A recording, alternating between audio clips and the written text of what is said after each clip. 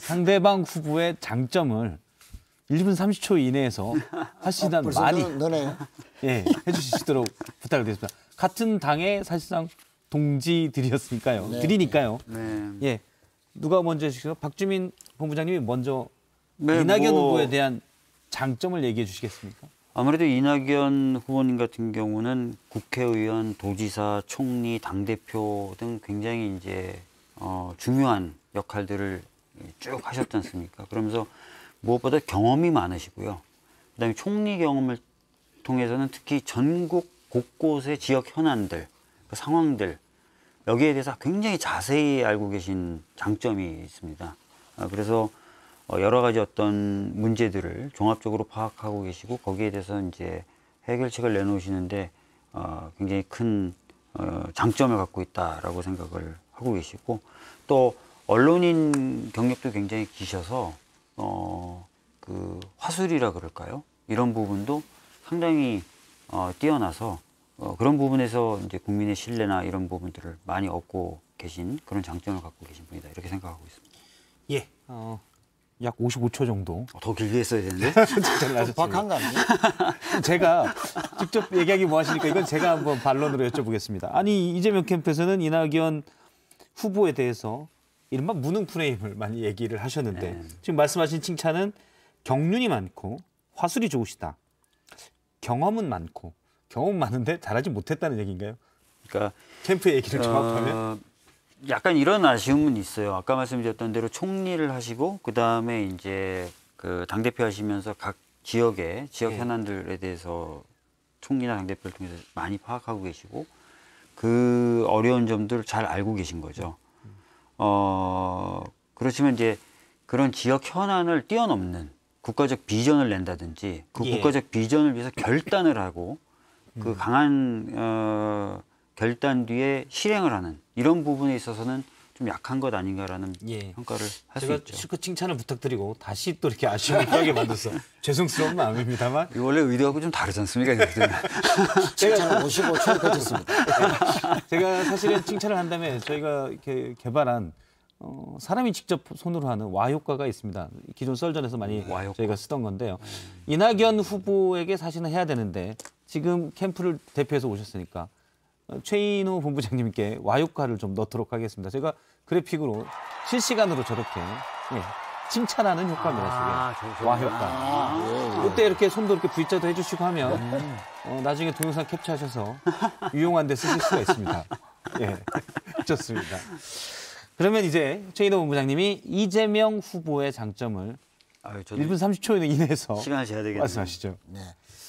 이재명 후보께서는 사실 뭐 국회의원도 하신 경험이 없고 또 중앙정부에서 일하신 경험이 없는데도 불구하고 기초단체장 성남시장님을 하셨고 또 바로 경기도지사를 하셨는데 사실 경기도지사라는 우리나라에서 최고 인구가 많은 자치단체를 바로 이렇게 당선되신다는 거는 그 능력이 없으면 안 되는 일이죠.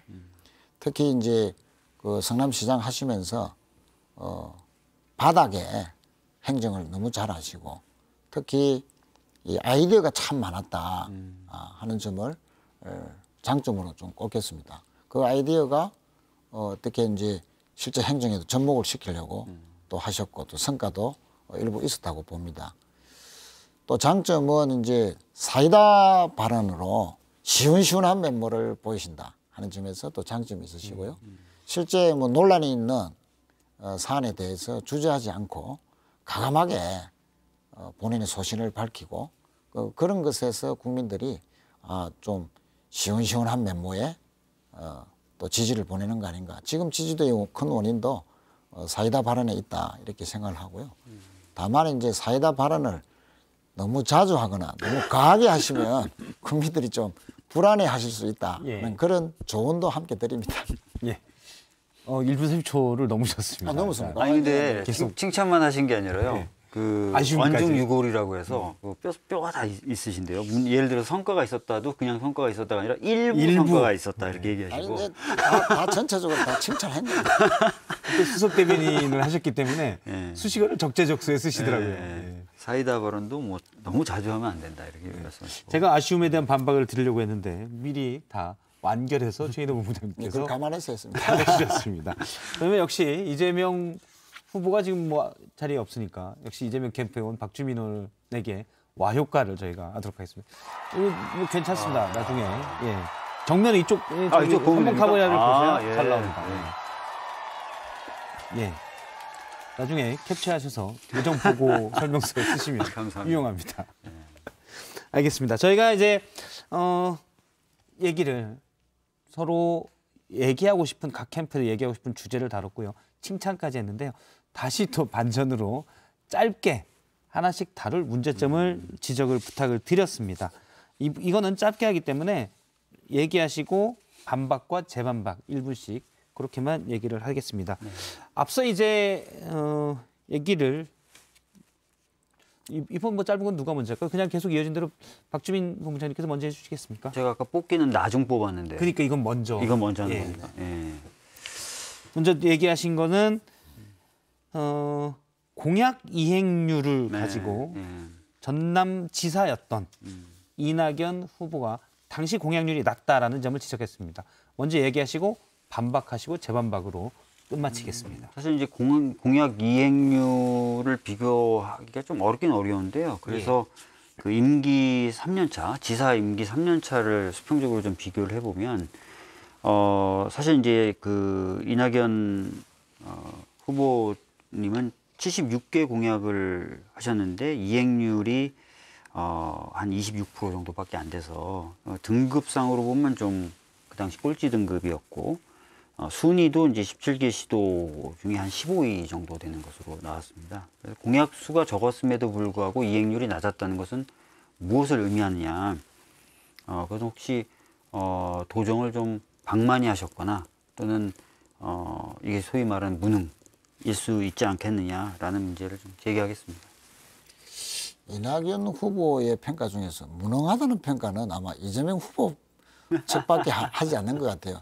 일을 참 너무 열심히 잘해서 탈이다 하는 말이 뭐 평가는 받아도 참 일을 못했다 하는 것은 좀 이재명 후보 측에서 너무 박한 평가를 하는 거 아니냐. 실제 인터넷 검색을 해보면은 2015년도에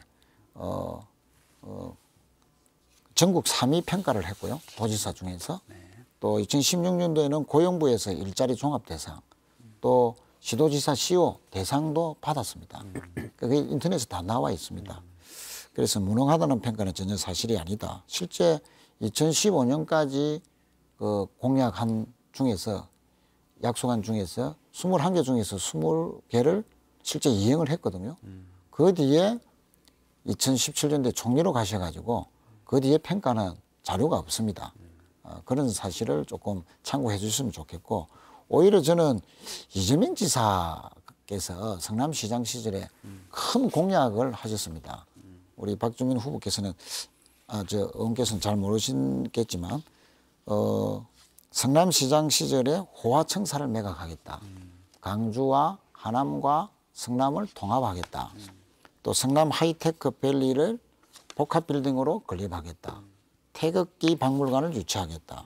성남 수질 보건센터를 건립하겠다.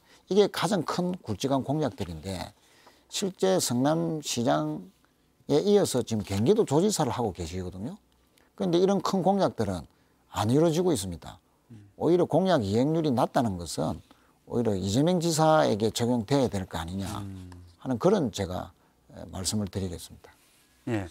그 이재명 경기도지사의 경우 이제 다 아시다시피 지사 시절에 대한 평가는 굉장히 높죠. 공약 이행률도 아까 말씀드렸던 그 기준 임기 3년 차를 적용해 봤을 때 51.78% 정도 나와서 이제 전국에서 2위 하고 있고요. 평균보다 약 한 15% 높은 걸로 나옵니다.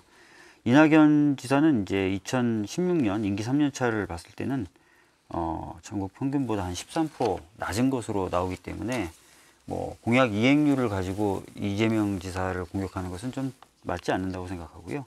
지금 말씀하신 예 중에 하나가 이제 성남시 청사 매각 관련된 부분인데 뭐 이런 부분은 성남공항 관련된 뭐 고도 제한이라든지 이런 용도 변경 문제 이런 것들이 걸려서 좀 되지 않은 부분이 있지만 그래도 이제 공약을 이행하기 위해서 그 시장실 이런 부분을 시민들에게 공개하고 오픈하는 그런 노력들도 계속 기울여 왔다라는 부분을 좀 강조해서 말씀드리고 싶고요. 예. 그렇기 때문에 전반적인 공약 이행률이라든지 평가에 있어서는 이재명 지사가 단연 압도한다라는 말씀을 좀 드리겠습니다. 예. 그럼 이제 반박과 재반박까지 끝났고요. 최인호 본부장님 측에서는 이재명 지사에게 이제 문제 제기를 했던 부분은 경기도의 홍보비 과다 지출 문제였습니다. 네. 예, 말씀을 해주시죠. 예, 전국민 재난지원금도 대권을 의식한 과도한 주장 아닌가에 이어서 경기도정에서 도의 예산으로 자신의 공약, 기본소득에 대해서 각종 언론에 33억 9천만 원을 집행했다.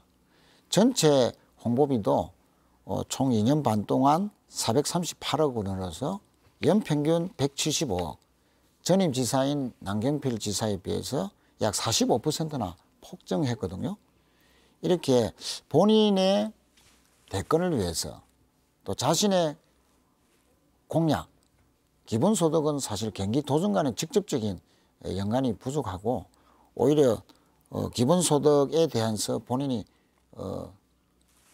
도정의 주요한 정책이다라고 한 적이 없습니다. 그런데도 과다한 홍보를 했고 심지어 미국의 CNN이나 타임이나 또 유럽의 유로뉴스 이런 쪽에 외국의 언론에도 4억 원 이상의 홍보를 했거든요. 이것도 너무 경기도정을 대권을 위한 사적 도구로 활용하는 거 아니냐 하는 그런 지적을 좀 드리겠습니다. 우선 이제 경기도 지사로서 일을 잘한다 이런 평가는 계속 나왔고 그건 아까도 말씀드렸기 때문에 경기도 지사직을 대권을 위한 도구로 쓰고 있다 이런 부분 잘 안 맞죠. 그것만 놓고 보더라도요. 그 다음에 이제 홍보 예산 관련된 부분을 얘기하는데 아까 최인호 의원님께서도 말씀하셨지만 경기도가 가장 큰 자치단체입니다. 인구가 굉장히 많죠. 그래서 그 인구로 기준을 해서 봤을 때 1인당 홍보비가 서울에 비해서 한 41% 수준밖에 안 됩니다. 그러니까 굉장히 적은 홍보비를 사용하고 있다는 말씀을 드리겠고 그 홍보 예산도 사실상 이제 남경필 전임 도지사죠. 도지사 시절에 책정됐던 예산에 비해서 예산을 거의 이제 동결해서 사용해 오다가 이제 작년부터 좀 수요가 폭증하면서 소폭 증가해서 사용하고 있는 정도의 수준이다라고 보시면 될 것 같습니다. 예.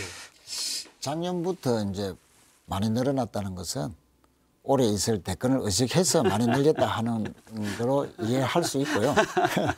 또한 이제 막대한 이 경기도 도비 혈세를 이용해서 기본소득 등 본인의 대권 행보를 위해서 홍보로 한다는 것은 오히려 또 언론의 광고비가 또 많이 지출되기 때문에 묘하게 언론을 의도적으로 자기에게 유리하게 하려는 그런 또 의도가 있었던 거 아니냐 하는 그런 또 지적을 피할 수가 없을 것이다.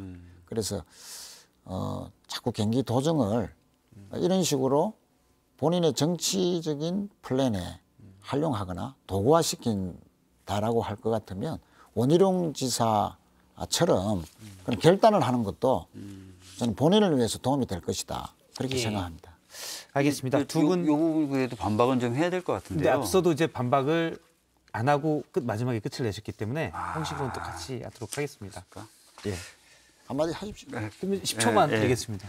아니 근데 이 홍보비를 통해서 언론을 통제한다고 하는 얘기는 뭐 대변인 박래용 대변인도 얘기하셨던데 사실은 소문이거나 또 추측인 거겠죠. 실질적인 어떤 증거나 이런 게 있어서 얘기한 게 아닌데 이런 식으로까지 같은 당 후보를 공격하는 건 좀 바람직하지 않다고 생각하고요. 방금 이제 이렇게 유리하게 하려 한다 표현했지 통제라는 표현은 전혀 쓰지 않았습니다. 그리고 1,000만 명 뭐 이렇게 훨씬 더 되는 그런 그 도민의 행정을 책임지고 있는 분이 아무리 대선을 앞두고 있다고 해도 공석으로 그 자리를 만드는 게 과연 책임지는 것이냐 이 부분에 대해서는 좀 다른 평가를 합니다. 그러면은 그 부분은 제가 또 말씀 안 드릴 수가 없는데요.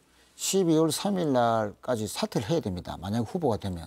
그럼 지금은 그 사퇴하면 안 되고 12월 3일에는 사퇴해야 되는데 그건 최대한 어떻게 공격을 생각하세요? 줄여야죠. 최대한 그러니까 공격을 줄여야죠. 예. 두 분 다음에 저희가 원하는 건 사실 이런 분위기가 좀 일찍 나왔으면 좋겠네. 예, 다음에 또 한번 다시 모시도록 하고요. 시간은 정해진 사실은 분량을 똑같이 제가 하다 보니까 그렇게 됐습니다. 원래는 맨 뒤에 여권 내에서만 같은 편끼리 논란만 있어서 다른 편 후보도 한마디씩 하는 순서를 저희가 준비했는데 토론이 민주당 대만. 그건 없어졌나요? 예, 지금 할 수 있는 시간이 없어져 아니 버렸습니다. 그걸 해야 되는데. 안타깝습니다. 한마디씩만. 저희가 시간이 지금 좀 더 많이 지나서 나중에 다시 한번 모시겠습니다. 네. 다시 한번 얘기를 하고요. 저희 둘이 힘을 합쳐가지고 좀 야권 후보에 대해서 얘기할 수 있는 시간 좀 그러니까 주세요. 우리는 그걸 다음 주에 기대합니다. 그 부분을 많이 배정해서 드리도록 하겠습니다. 오늘 여당 캠프 대 캠프로 썰전 구성해봤는데요. 어떠셨는지 모르겠습니다. 판단은 이제 시청자분들이 하실 거고요. 두 분 말씀 고맙습니다. 감사합니다. 감사합니다.